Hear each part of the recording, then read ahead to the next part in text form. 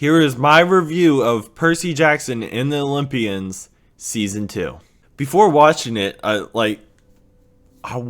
couldn't remember exactly how Season 1 went because I watched it when it came out and I didn't go back to watch it. I just watched a recap.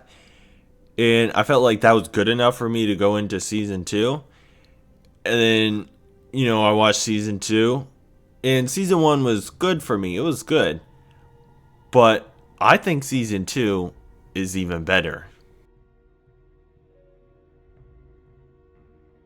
I think the best word to describe Percy Jackson and the Olympians Season 2 is good. It's a good show. It's a good season of a show. It's not amazing. It's not bad. It's like every episode is very consistent. Like none of the episodes are like absolutely blow me away. But none of the episodes I felt like were bad either. Which is a sign of a good show, which this is. Very hard for a show to be consistent, and I felt like all the episodes were all good. None great, but none bad. But granted, there were moments that I was like, whoa! In like the episodes. But in the other moments, obviously it doles out. Because not every second of a show can be absolutely whoa. In the Season 2, I'm not super familiar with the books. I think I've read probably the first book. Not familiar with the second book. The story. So I was kind of going in fresh, not even knowing the story or what's going to happen at all. Then here comes Tyson. Dude was awesome. I loved him from the get-go. Bro, he saved Percy and Annabeth a butt ton, specifically Percy. Episode 1 saves them from the fireball. Episode 2 was when they were racing, saves them. And then he also saves them in episode 3. And then Tyson also saves Percy in episode 6 with the Cyclops on the island and then pushing the rock to get them off the island. And then in episode 8, he saved them again. Bro saved them 5 out of the 8 episodes. Dude, episode 8, when they were doing that battle. Oh my Lanta. Luke legitimately playing in my head. Just straight jab. 1A! 1A! 1A! 1A! They were fighting. Boom. Knocked to the head. Percy stunned. Then Luke goes. Boom. Boom. Boom. Boom. Knocks him to the ground. Goes, He was putting the absolute beat down on Percy. He could have just finished him off with his bare hands, but he went to grab the sword and who's there but Tyson? Dang it! Boom! With the trident, push him back. Boom! Get out of here! Saves the day.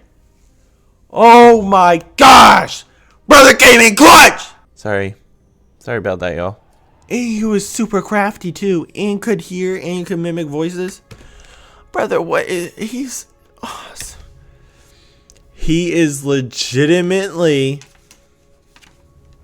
a legend. And he deserved to go on the Wall of Legends.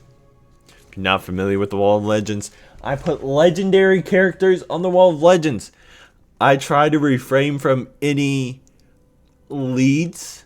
Now, you could argue Tyson is a lead, but he's not one of the main characters. So I think he's gonna. I can't not put this dude. So name Tyson from Percy Jackson and the Olympians and is being abducted into the Wall of Legends on 1/24/2026. First legend of 2026, I believe. And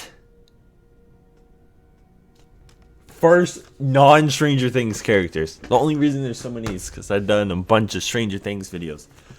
But Tyson, he's going into the Wall of Legends.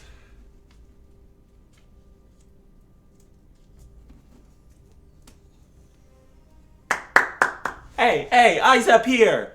I know my butt looks good in these jeans, but control yourself. I did not mean for bro to be like 3 times the size of everybody else.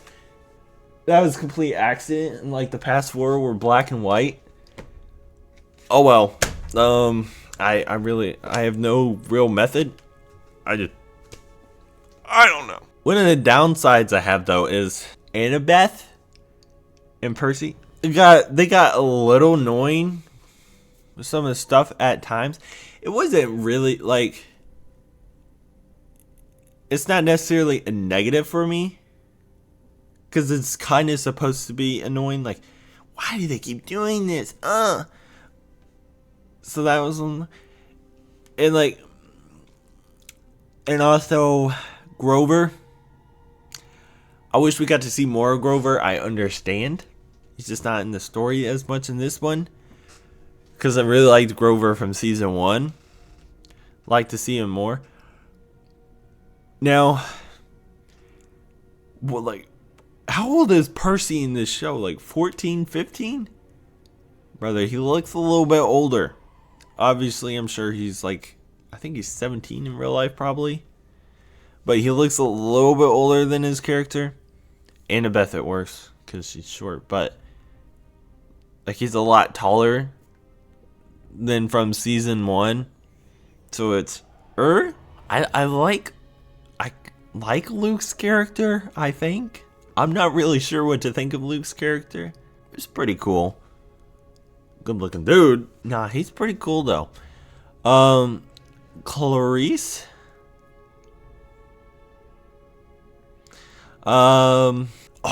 When they were on this ship and she's like, I don't want to sacrifice my men.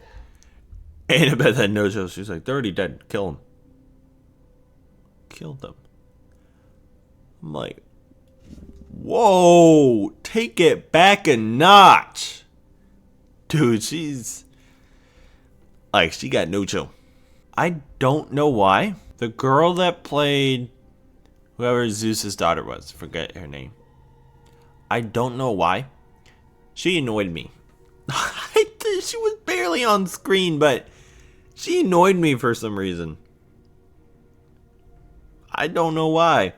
All the characters are likable, and the actors that play them are likable. So that kind of plays into the factor of you liking the characters more, I think. Like I said, the show is good, but it's not like great, but it's not bad. But it's a very solid, good show. Now it is time for the rating for Percy Jackson and the Olympians Season 2. I'm going to give it a 7 out of 10. It's a good show. I think every episode, I'd probably rate it between like 6.5 to 7.5. Like almost every episode. None of the episodes are really bad, and none of the episodes are exceptional. They're all just good, which is awesome for a show to do. That's very hard. Alrighty, that was my review of Percy Jackson and the Olympians. I thought it was good, but that's just my opinion. Alrighty, I hope to catch you later. Have a good one. Alrighty, bye.